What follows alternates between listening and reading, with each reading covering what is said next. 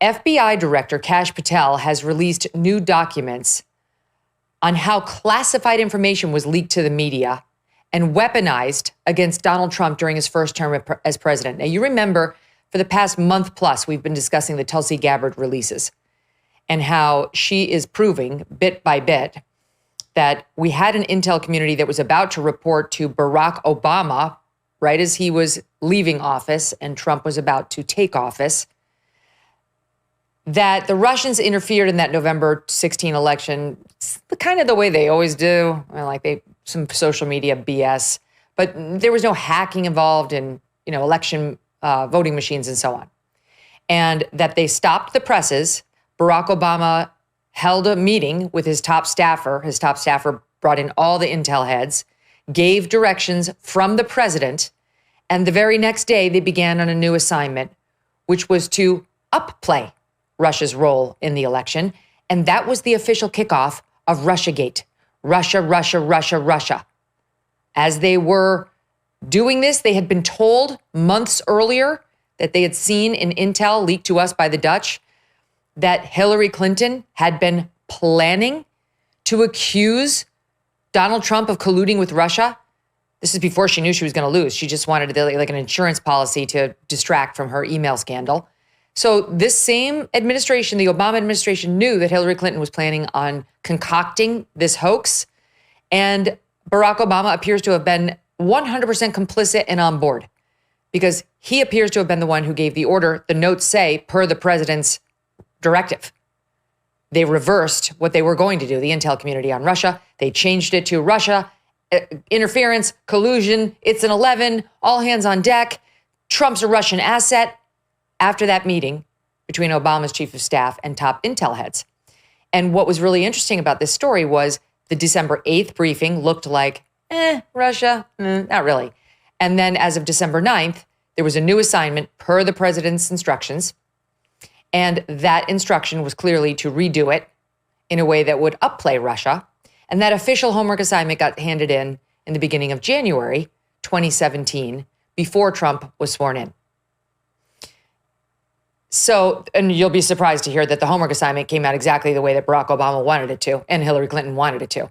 Russia, Russia, Russia interfered to help Trump, to help Donald Trump. That was the goal. All that was made up. There was absolutely no intelligence support for it. All they had was the Steele dossier, which was a Hillary-generated document, and they knew that. So all of this has come out and been confirmed in the last month. Bits and pieces have been coming out for years. But one of the interesting things about the story has been, before the homework assignment was completed, on December 9th, a month before the official intelligence community assessment would hit, doing what Obama wanted it to do, all the media had the story. Russia! They interfered. They did it to help Trump. Well, how'd they know that? How'd they know that? Because the intel community only got its assignment like that day. And 24 hours earlier, they were going to say something else. Boy, they really have their finger on the pulse, don't they? How did the media know all this? Well, they were leaked, the story, very, very clearly. They were leaked the story, and the question all along, ever since that day to this, has been, who leaked? There was a leak. There were multiple leaks. By whom? We have our suspicions. We've always had our suspicions. We believe it was some top Democrats or intel officials themselves. Who knows? But now we're getting actual possible answers. And if what we're about to report to you is true, someone should be going to jail. The only thing that would save this person from going to jail is if this whistleblower who's just come forward is bullshit, or if the statute of limitations has run. And given the fact that we're being told the Trump administration and the DOJ is now kicking around more conspiracy type claims, which have longer reaches. So in other words, in a conspiracy, you could reach back to acts for which, if brought as an individual crime, the statute of limitations would have expired. But when part of the conspiracy, it can be raised again. I'm not sure whether those statute of limitations expiring will save the people, will save the leakers. We'll have to see. So what's happened over the past 24 hours is Kash Patel has leaked documents that he has found, FBI interviews of a whistleblower who has identified himself as a longtime Democratic staffer. This is not a Republican operative, a Democratic staffer who was working in Democratic offices at the time of the alleged leaking. in 1617. This staffer was interviewed by FBI agents on several occasions and told those agents that then Congressman Adam Schiff was the one who approved the leaks to the media. That it was Adam Schiff who approved the leaks to the media. And Eric Swalwell's name is going to come up too in a minute. Now, this staff member began talking to the FBI in 2017 because he said he considered the leaks to be, quote, unethical, illegal, and treasonous. This is a Democrat staffer who is saying to the FBI he had a holy shit moment when he heard Adam Schiff give the order. These documents that outline the FBI's interview, like the FBI doesn't tape its interviews. They go back and they report what they heard in their interviews. And this is what they did. And in these documents, they're called 302 interviews. They outline exactly what the whistleblower said. Those 302 documents, write-ups, were released by the FBI and given to reporter John Solomon.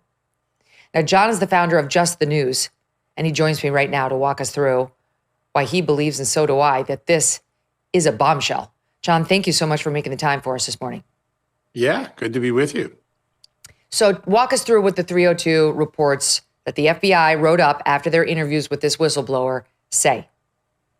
Yeah, so let's give you a sense of who this person is. We don't know their name because the name is redacted, but we know their career. They're a career intelligence officer. So they started in the executive branch as an intelligence officer, and then they get detailed to the Democratic side of the House Intelligence Committee. Eventually, this person inherits as his boss, Adam Schiff, when Adam Schiff takes over as the Democrat minority ranking member on House Intelligence in 2016. And they're working for Adam Schiff. And somewhere in the beginning of the Russia collusion, false narrative building in America, he attends a meeting where Adam Schiff says, we're going to leak this classified information. He raises some objections. The staff said, don't worry about it. You'll never get prosecuted because we'll just claim the speech and debate clause. That's the independent clause that keeps the executive and congressional branches separate. And so let's just leak. And he doesn't think that's right because he knows this is not Congress's intelligence to leak. He's a trained intelligence officer. These are equities or intercepts and other information gathered by the CIA, by the FBI, by the NSA. Congress is allowed to see them by virtue of their legislative authority, but it's not their products to leak. And so he comes forward in interviews with the FBI on 4 occasions, twice in 2017, once in 2018, and again in 2022. And each time, his story is very consistent. I witnessed a member of Congress authorizing the leak of classified information. I think it's treasonous. I think it's illegal. I think it's unethical.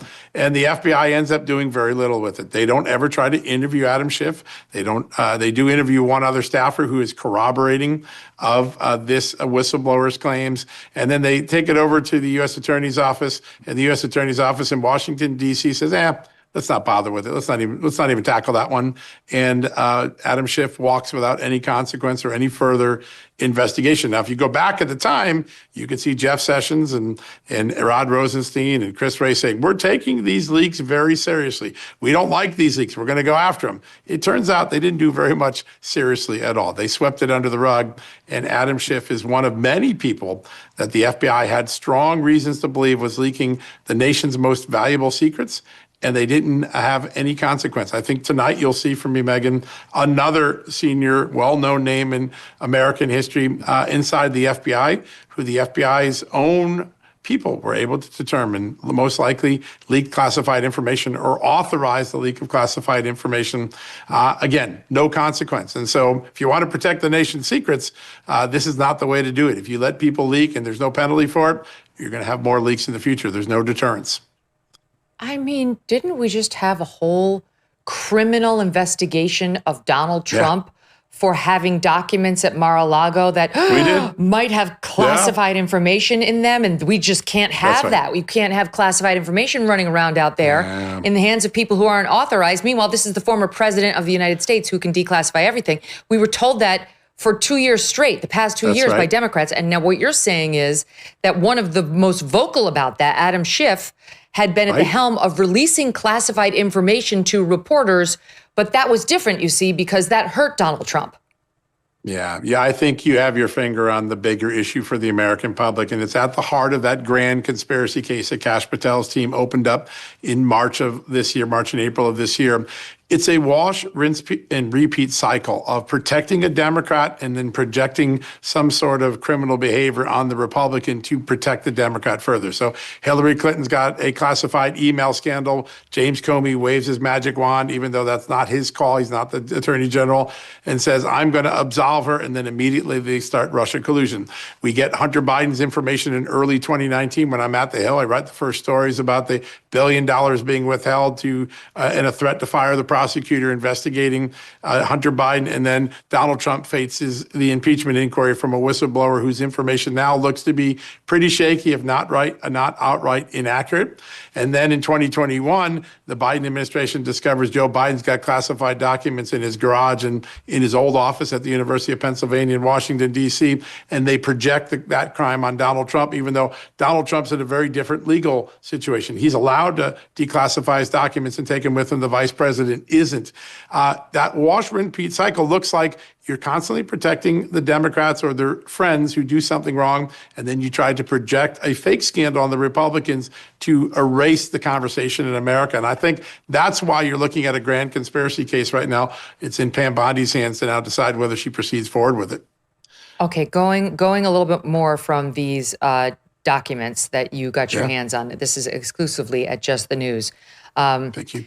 So the whistleblower was reportedly very specific on the details. Like it doesn't sound like a lie because this person had a lot of details when speaking to the FBI. Quote, when working in this capacity, this whistleblower was called to an all-staff meeting by Schiff. In this meeting, Schiff stated the group would leak classified information which was derogatory to the President of the United States, Donald J. Trump. Schiff stated the information would be used to indict President Trump. The whistleblower stated this would be illegal. And upon hearing his concerns, unnamed members of the meeting reassured that they would not be caught leaking classified information.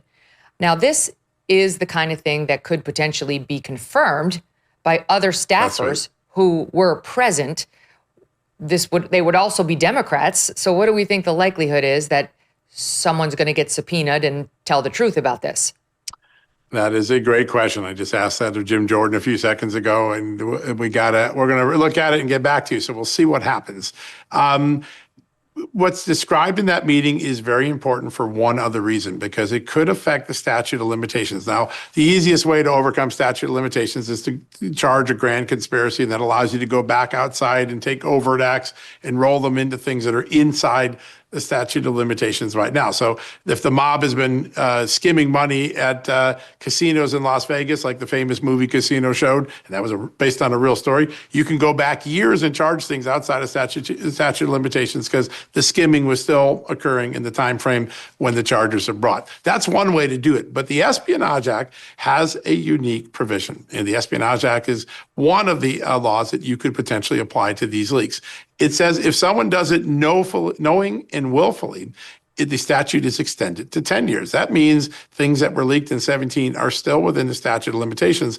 What this staffer describes at that meeting is a conscious decision by Adam Schiff to authorize the leak of information. And then people are offering excuses as to why it's okay to do it, even though your instinct, your training as that career intelligence official tells you what you're about to do is illegal. That could very well be very strong prima facie proof of knowing and willful violations. It could mean that Adam Schiff's team could be in jeopardy right now. Now, the way you roll it up is the same way you're going to roll it up if you're a mob prosecutor. You start with the little guys and the little gals, and you work your way up the chain until you get to the top fish. So the first question for Pam Bondi is, will she look at this as a 10-year statute of limitations case? Will she assign a prosecutor to it? The evidence is now out there, and I think so much of the questions that you and I and everybody else have, they rest with Pam Bondi. What will this attorney general do? Will it be the same as what happened under Jeff Sessions and Merrick Garland and Rod Rosenstein and Bill Barr? Or will she break the cycle of no consequences and actually start to create consequences? I think that's the moment we're at. The next few weeks, we're going to find out if Pam Bondi is going to move in the direction of consequences or the traditional Washington game of, well, it's terrible and let's sweep it under the rug. So what do we think the effect of the sparring between President Donald Trump and the Fed is going to be? Can the Fed take the right action at the right time? Do we trust in that? Or are we going to be looking at a potential economic slowdown as they slow roll any of their moves as they worry about his tariffs? And what exactly does all of this mean for your savings? You might want to consider diversifying right about now with gold through Birch Gold Group. For decades, gold has been viewed as a safe haven in times of economic stagnation, global uncertainty, and high inflation. And Birch Gold makes it incredibly easy for you to diversify some of your savings into gold. If you have an IRA or old 401k, you can convert that into a tax-sheltered IRA in physical gold, or just buy some gold to keep it in your safe. First, get educated. Birch Gold will send you a free info kit on gold. Just text MK to the number 989898. Again, text MK to 989898, and you'll start the process of just getting the 411 on what it means to own gold.